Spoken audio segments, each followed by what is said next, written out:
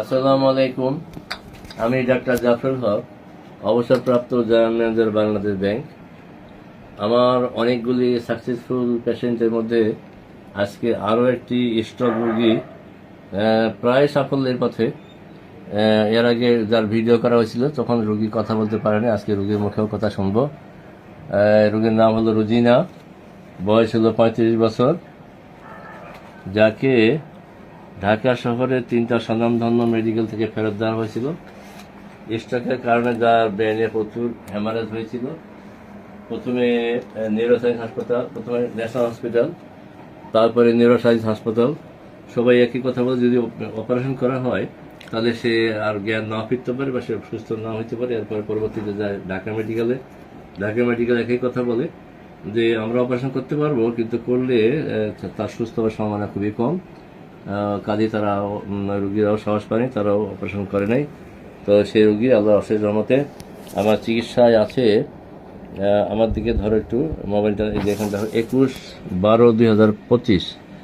এই রুগী আগে একবার আমার একটা ইউটিউব চ্যানেল আছে ডাক্তার জাফর হক নামে, যেখানে 150 নম্বর ভিডিওতে যার করা হয়, তার ডেভেলপমেন্ট সম্বন্ধে দেওয়া হয়েছিল। আজকে তার ম্যাক্সিমাম উন্নতি, সেটা সেই সম্বন্ধে আমি জানবো। রুগীর হাজব্যান্ড, মেরুদিনের হাজব্যান্ড এখানে বসা আছে, সামনে রুগী বসা আছে। তোমার নাম জানি কি? মোহাম্মদ মনিরুজ্জামান জুয়েল। হ্যাঁ, বাড়ি ঠিকানা বলো। দেশের বাড়ি কোথায়? দেশের বাড়ি মুন্সিগঞ্জ, বিক্রমপুর। কোন থানা? ও, টঙ্গিবাড়ি থানা। টঙ্গিবাড়ি, আচ্ছা আচ্ছা। রুজিনা আমার স্ত্রী। হ্যাঁ, প্রথম থেকে কি হয়েছিল? ওই স্টেপের রুগী হ্যাঁ, হঠাৎ বললো যে আমার মাথার রক ছিঁড়ে যাচ্ছে। এই কথা বলার সাথে সাথে আমি ধৈর্য বসাইলাম। বসা যাওয়ানোর পর ওর মুখে আর কোনো কথা নেই। তো সবাই অনেকে আরো সহযোগিতা করছে আমাকে নিয়ে। পরে ন্যাশনালে চলে গেলাম। ন্যাশনাল থেকে পরীক্ষা নিরীক্ষা করার পর বললো যে উনি স্ট্রোক করছে। ওনাকে 4 দিন রেখে নিউরো সায়েন্সে ট্রান্সফার করলো। নিউরো সায়েন্সে যাওয়ার পর নিউরো সায়েন্সে সব রিপোর্ট দেখে বললো যে না, এটা ঢাকা মেডিকেল নিয়ে যান। ঢাকা মেডিকেল আনলাম। ঢাকা মেডিকেল আইনা পরীক্ষা নিরীক্ষা করার পর বলতেছে যে নিউরোসায়েন্স 4 দিন রাখছিল না, নিউরো সায়েন্সে রাখে নাই, মানে ভর্তি করে নেই। না, ভর্তি করে নাই। রিপোর্ট দেখে বলছে যে আপনারা ঢাকা মেডিকেল দ্রুত নিয়ে যান। পরে ঢাকা মেডিকেল আনছি। ঢাকা মেডিকেল আনার পর ঢাকা মেডিকেল ভর্তি নিছে। নেওয়ার পর পরীক্ষা নিরীক্ষা করছে। পরীক্ষা নিরীক্ষা করার পর বলছে যে 2টা অপারেশন করা যায়, কিন্তু অপারেশনের অতীতে যদি তাকে তোলা হয় এমন আছে অপারেশনের অতীত থেকে ফেরত নাও আসতে পারে। অপারেশনের অতীত থেকে ফেরত না আসতে পারে। তা আপনাদের সম্ভবত এটাই ভালো হবে, তাকে অপারেশনের দরকার নেই, আপনারা বাসায় নিয়ে যান। পরে আমরা বাসায় নিয়ে আসছি। বাসায় নিয়ে আসার পর আমরা যেমন খবর নিলাম জাফর স্যারের কথা, হোমিওপ্যাথি। পরে স্যারের কাছে একদিন আসলাম। খুব মুমূর্ষ অবস্থা ছিল, ওর অবস্থা খুব মুমূর্ষ ছিল।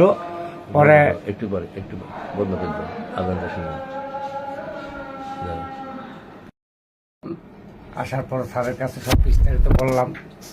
ঢাকা মেডিকেল কীরকমভাবে দিনগুলা কাটছে। 4-5 দিন ঢাকা মেডিকেল কমাই ছিল। ও জ্ঞান ছিল না কেন? না, কোনো জ্ঞান ছিল না। 4-5 দিন পর কোনো রকম হুশ হয়েছিল। তারপরে ডাক্তাররা বললো যে ওনাকে বাসায় নিয়ে যান। বাসায় নিয়ে যান, ভালো করে দেখে টেখে রাখেন। আমার এই ছাড়া তো কোনো দেখতেছি না। পরে আমরা জাফর স্যারের সাথে যোগাযোগ করে রুজিনাকে দেখালাম। স্যার দেখে আস্তে আস্তে ওষুধ দিল। আস্তে আস্তে ওষুধ খাইতে খাইতে আল্লাহ এটা এখন অনেকটাই সুস্থ। যে লোক বিছনা থেকে উঠতে পারতো না, সেই লোক ইনশাল্লাহ ঘরের সাংসারিক কাজ অনেকটাই করে। আলহামদুলিল্লাহ, আল্লাহর কাছে ধন্যবাদ। রুজিনার হাজব্যান্ড, এবার আমি স্বয়ং, আগে তো রুজিনার কথা বলতে পারে নাই, আগে স্বয়ং রুজিনার সাথে কথা বলবো, কারণ তার স্বাস্থ্য আগে তুমি বলতে। বলো তোমার নাম, তুমি নিজে বলো।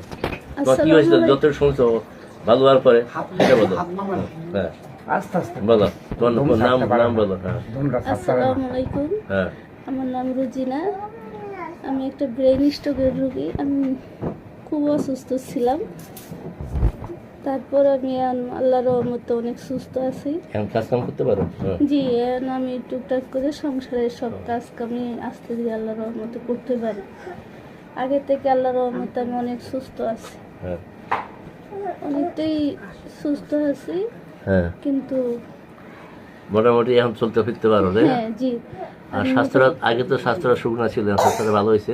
জি ওইবার যখন ভিডিও করছো তখন তোমার কথা বলতে পারো নাই, জি। এখন তুমি তোমার মুখে আলহামদুলিল্লাহ অনেকটাই সুস্থ। আল্লাহর রহমতে আমি অনেকটাই সুস্থ। আল্লাহ তাআলার লাখ লাখ শুকরিয়া জানাই আমি যে এরকমভাবে চলাফেরা করতে পারবো। আমি কোনোদিন কল্পনা করতে পারি না, ভাবতে পারি নাই যে আমি এইভাবে চলাফেরা করতে পারবো।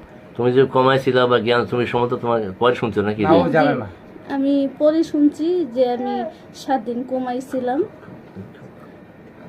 আমি 7 দিন যে কমাইছিলাম আমি পরে শুনছি, সুস্থ হওয়ার পরে আস্তে আস্তে আমার স্বামীর কাছ থেকে শুনছি যে আমি কমাইছিলাম।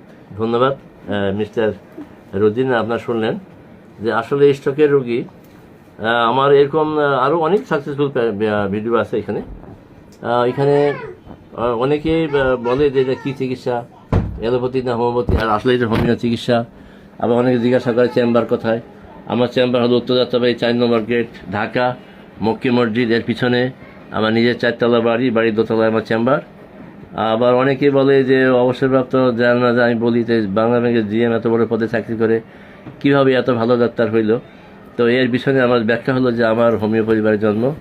আমার বাবা ডাক্তার ফজলুর রহমান, উনি ডাক্তার জানাল আবেদিন, উনি পাকিস্তান আমাদের প্র্যাকটিস করতেন, উনি এলোপ্যাথি হোমিওপ্যাথি দুটাই করতেন। পরবর্তীতে আমার বড় ভাই এই পিছনে বসা আছে ভাইজান, এই যে ডাক্তার ফজলুর রহমান, উনি দিনাজপুর স্টেশন রোডে ট্রেনটির সামনে বসতেন। তার ওখানে ইন্ডিয়া, মাদ্রাস, ভ্যালো যে রোগী ভালো হইতেন সেগুলো ভালো হয়েছে। এগুলো দেখে আমি হোমিওপ্যাথির প্রতি আকৃষ্ট হই এবং আমি হোমিও কলেজে ভর্তি হই। আমি 80 দশকে যখন রাজশাহী বিশ্ববিদ্যালয়ের ছাত্র ছিলাম তখন আমার একটা প্রাইমারি বক্স থাকতো, নিজে খাইতাম, আশেপাশের বন্ধু বান্ধব রুমমেটদের দিয়েছি, কখনো ইউনিভার্সিটি মেডিকেল যাওয়ার প্রয়োজন হয়নি। এইভাবে আমি হোমিও কলেজে ভর্তি হই এবং 1991 সালে ডিএসএমএস কমপ্লিট করি। আমি 1987-তে অনার্স মাস্টার্স কমপ্লিট করার পরে আমি প্রথমে একটা বিদেশি সংস্থা ইউএসএতে একটা প্রজেক্টে জয়েন করি, যেটা কাজ ছিল বিভিন্ন হাসপাতাল ভিজিট করা, হেলথ অ্যান্ড ফ্যামিলি প্ল্যানিংয়ের। তো এরকম একটা হাসপাতাল ভিজিট করতে গেছিলাম, সেটা ছিল হলো পটুয়াখালী গলাচিবা রঙ্গপাল দিনার হাসপাতাল 1988 সালে। তো ওই হাসপাতালে যাওয়ার পরে ডাক্তার আমাকে থাকার জন্য রিকোয়েস্ট করে, আমি থাকি এবং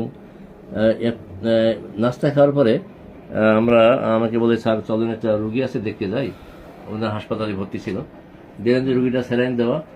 তা আমি বলছি রুগীটার কী সমস্যা, যা খায় তাই মনে করে। আমি বলছি হোমিওপ্যাথি এরকম ওষুধ আছে, যদি কাজ করে আধা ঘন্টা 1 ঘন্টার মধ্যে পরিবর্তন আসতে পারে। তো আমাকে বলে স্যার আপনার কাছে আছে? বলে হ্যাঁ আমার কাছে আছে। পরে আমি একটু কয়েকটা ডোজ দিই, ওইটা খাওয়ার পরে রুগীর বমি বন্ধ হয়ে যায় এবং রুগীর সাগু বাড়লে অনেক কিছু খায়। পরের দিন রুগীর গার্জিয়ান আমার কাছে আসে, স্যার রুগীতে ভালো হয়ে গেছে।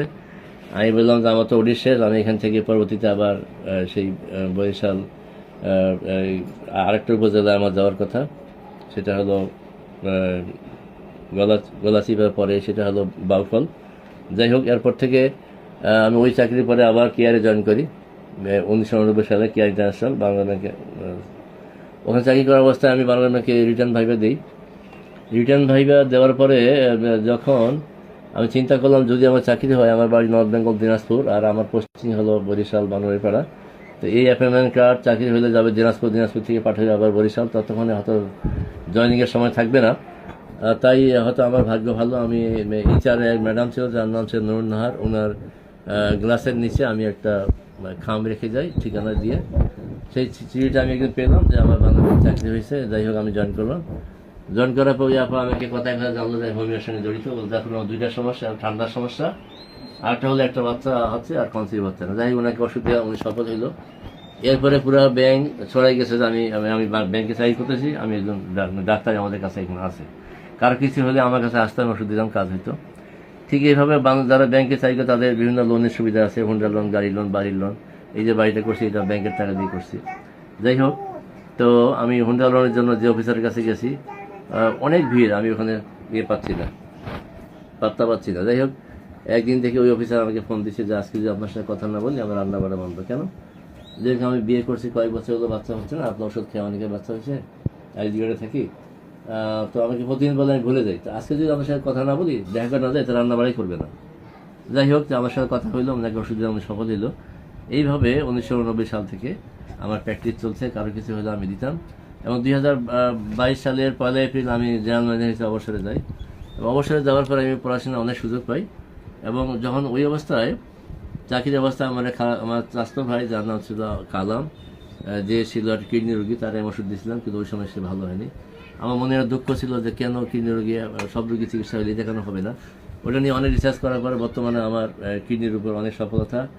যেমন আমার ডাক্তার জাফর নামে যে ইউটিউব চ্যানেল আছে, সেই চ্যানেলের মধ্যে 146 নম্বর এবং 147 নম্বর ভিডিওতে কিডনির উপরে করা আছে, সফল কেস বললে আছে, 6 থেকে নর্মাল হয়ে গেছে, 21টা ডায়ালিসিস নেওয়ার পর ডায়ালিসিস লাগে না, এরকম আছে। বন্ধাত্বের উপরে 131 নম্বর ভিডিও আছে। ক্যান্সারের উপরে এসোফেগাল ক্যান্সার হলো 182 নম্বর ভিডিও। লাং ক্যান্সার হলো 177 নম্বর ভিডিও। আর এমনি বেশ কয়েকটা লিম্ফোটিক গ্ল্যান্ড ক্যান্সার 137 নম্বর ভিডিও। তারপর হলো 121 নম্বর ভিডিও হলো ব্রেন সিস্ট, ব্রেনের মধ্যে সিস্ট ছিল, যার মাথা ব্যথার বমি ভালো হচ্ছে না, যেটা ভালো হয়েছে, পরবর্তীতে আবার এমআরআই করে দেখে সিস্ট ভালো হয়ে গেছে। 119 নম্বর ভিডিওতে আরেকটা স্ট্রোক রোগী ছিল, যার সেটাও নিউরোসায়েন্সে ভর্তি ছিল, যার নাম ছিল আলামিন, যাকে 7 দিন পর অপারেশন করার কথা ছিল, 7 লাখ টাকা বাজেট দেওয়া হয়েছিল।